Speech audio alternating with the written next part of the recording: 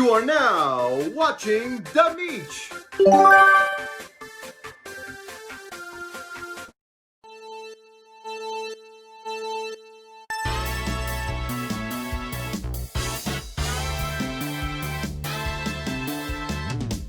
Welcome to the 10th episode of Mario Kart Origins. This series won't just be covering the mainline games, but the arcade games tour and home circuit as well. And in this episode, we'll be covering the third iteration of the Mario Kart arcade games, Mario Kart Arcade Grand Prix Deluxe. Every time I go to Dave & Buster's, I always have my heart set on playing Mario Kart Arcade Grand Prix Deluxe. I like to get there early to play it, because there's always a line for it, as it's easily the most popular game there. And for good reason too. It's Mario Kart, and who doesn't love Mario Kart? But just like with the other arcade entries, there's a lot that set this game apart from the mainline games. As much as I would love to own the actual arcade machine to play this game and get footage, I had to, well, you know... Pirate! Look, I wouldn't have to if Nintendo put this game on the Switch. Unlike the first two games which ran on the Triforce engine, which is essentially a Wii, this game runs on a modified Windows arcade board, meaning that I'm playing this via Technoparrot on PC. It was a pain to set up, so I'm only going to do a tutorial once I'm 100% sure of how you guys can get it running with no issues. So the question is Mario Kart Arcade Grand Prix Deluxe worthy of its deluxe moniker? Time to find out. When it comes to the roster, you have the mainstays from Mario Kart 64, but in addition to that, you have some of the Namco characters the arcade games are known for. But unfortunately, Miss Pac-Man, Blinky, and Mamechi are nowhere to be found. This ties into Namco's horrible treatment of the Pac-Man series that started in the 2010s and still lingers on today, and even worse, they use a Ghostly Adventures Pac-Man design. I hate this design. How could you go from this to this ugly thing? Did you know that Sakurai was going to refuse to put Pac-Man in Smash if Namco forced him to use the ugly Ghostly Adventures design? I could see why. So you know what? I'm going to roast Ghostly Adventures Pac-Man to a crisp. You are so ugly that when you look in a mirror, it doesn't just crack, but shatters. You are so ugly that Miss Pac-Man cheated on you with Billy Mitchell. When you were born, the doctor flat out killed your mom. I hate you so much that you actually make me want to play as Pink Gold Peach. In other words, this isn't Pac-Man. You might think this is the worst roster ever, right? Well, it's not. Save that for next episode. Pac-Man might be botched, but Don-chan from Taiko no Tatsujin is here. Mario Kart Arcade Grand Prix Deluxe actually introduced me to the Taiko series, and if you've never played it, I highly recommend it. Just make sure you get the drum as well. Waluigi also returns after he got his license suspended in 7, and I couldn't be happier. But alongside the Mario characters from Arcade GP 1 and 2, we have quite a few more. The selection here is really good. Other than Toadette, most of the Mario mainstays are here. We got Daisy, Rosalina, Bowser Jr., and quite a few others. We couldn't escape Metal Mario, but that doesn't matter as much when my boy Waluigi is here. There are even costumes for characters for the first time ever in Mario Kart, which is great. Overall, I would say the roster is good, but I do wish it had the Namco characters from the first two games. And my gosh, Pac-Man is ugly. Ugly. The gameplay of Mario Kart Arcade Grand Prix Deluxe is very similar to that of the first two arcade games. You use a steering wheel and the gas pedal to play it, and it controls as you would expect it. But unlike the first two games, you can get a boost while drifting, and you will know full well when you get the power boost, because the characters go hard. The gliding and underwater sections also return from Mario Kart 7, which is really great to see. The game also has the hundreds of items Mario Kart arcade games are known for, and they are now updated to fit their modern designs, but along with that, we have some new items as well.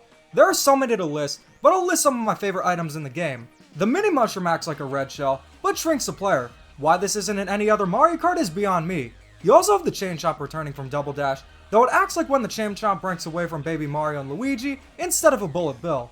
And you also have Bowser's Shell and the Giant Banana returning as well. Part of the fun of the arcade games is experimenting with all the different items, and Grand Prix Deluxe is no exception. When it comes to gameplay, I have no complaints, but how are the actual tracks? Since the version I'm playing is a bit older, releasing in 2015, I can't provide footage of all the tracks, and I have yet to play the Donkey Kong Cup. This game received frequent updates from Bandai Namco, which I'll touch on in a bit.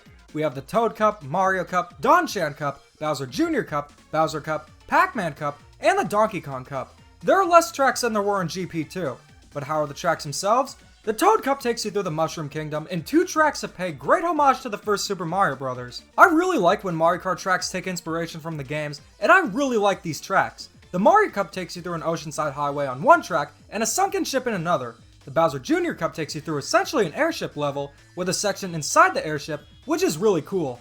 But the best tracks by far are in the Don-Chan Cup, Bowser Cup, and Pac-Man Cup.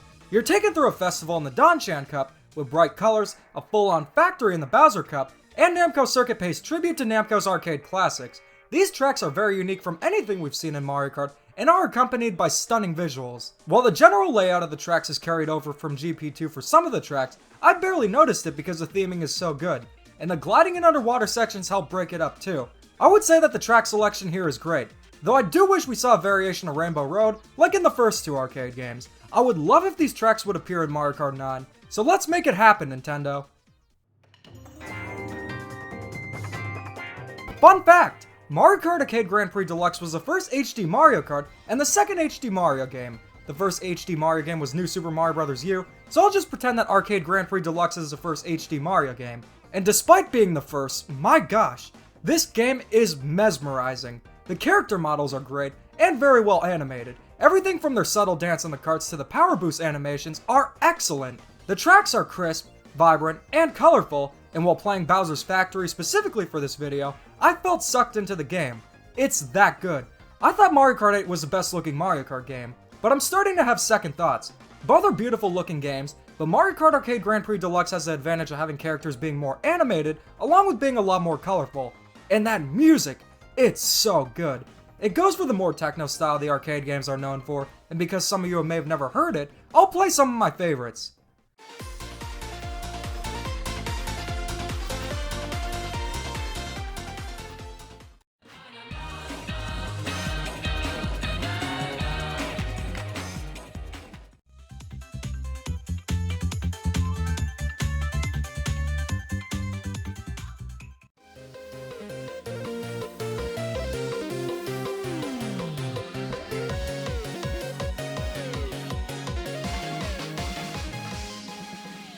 The live commentary is back from GP2, though it's unfortunately lacking the talent from Justin Bertie. What am I, chopped liver? But overall, I have nothing but praise for the presentation, and it's a huge part of what makes Mario Kart Arcade Grand Prix Deluxe so great. Content in Mario Kart Arcade Grand Prix Deluxe is a bit more complicated than usual, and that's the fact that there's an international and Japanese versions, which are radically different. If you go to an arcade in the West, you'll be able to race in single or multiplayer. Because this is an arcade game, it's acceptable. You can race like normal, but in addition to the standard racing, there's a co-op tank mode.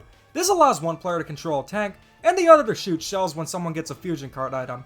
This is an absolute blast to play, and is the reason why I think this game would be perfect on the multiplayer-focused Switch. Mario Kart Arcade Grand Prix Deluxe and Double Dash are the only Mario Kart games to have a co-op mode, and it's something that needs to return in Mario Kart 9. But going over to Japan, arcades are much more prevalent there. Bandai Namco has this thing called Banana Passport, which lets you save your progress. Originally I thought it was called Banana Passport, though I really wish it was called that. You can unlock characters, carts, items, and even variations of carts and characters, and if you play it on Techno Parrot, you'll be able to play the Japanese versions with all the bells and whistles. You'll even get to play it online too. But alongside that, Mario Kart Arcade Grand Prix Deluxe has received frequent updates even as recent as 2020, with new characters, tracks, and more. Hard to believe that a game released in 2013 for arcades is still getting updates, while the quote-unquote star Mario Kart on the Switch hasn't gotten squat. The international version does get these updates, though sometimes infrequently depending on the region. So in the content department, Mario Kart Arcade Grand Prix Deluxe has more than enough content in the Japanese version, but is a bit barren in the international release. Though because the arcade culture is different, I understand it. If they ever release this game on the Switch, they need to go with the Japanese version as a basis. So far, Mario Kart Arcade Grand Prix Deluxe has a good roster with the ugliest Pac-Man ever, great gameplay, a great selection of tracks, a stellar presentation, and a good amount of content. So what's the verdict? Mario Kart Arcade Grand Prix Deluxe is the most underrated Mario Kart ever, hands down. While it does have the flaws of ugly Pac-Man and no Rainbow Road, in the grand scheme of things, these are minor issues compared to how brilliant the rest of the game is. It takes the gameplay of the first two arcade games, refines it, and tops it off with more items, characters, and a gorgeous presentation. That's why I like to call it the best Mario Kart you may have never played, because unfortunately, some of you have never played this gem of a game. Let Nintendo and Bandai Namco know that you want to see this game on the Switch, be it Twitter or emailing or anything. because this is a Mario Kart like no other that is absolutely deserving of its deluxe moniker. Shortly after Mario Kart Arcade Grand Prix Deluxe, another HD Mario Kart would be released on Nintendo's hot new system, the Wii U. Join me in episode 11 of Mario Kart Origins where I go over the final mainline Mario Kart game, Mario Kart 8 and 8 Deluxe. This is not the final episode, don't worry, but it's the final episode covering a mainline game. After that, we have GPVR, Tour, and Home Circuit. So what do you guys think? Have you played Mario Kart Arcade Grand Prix Deluxe? And what did you think of it? Let me know in the comments and keep calm and da-da on.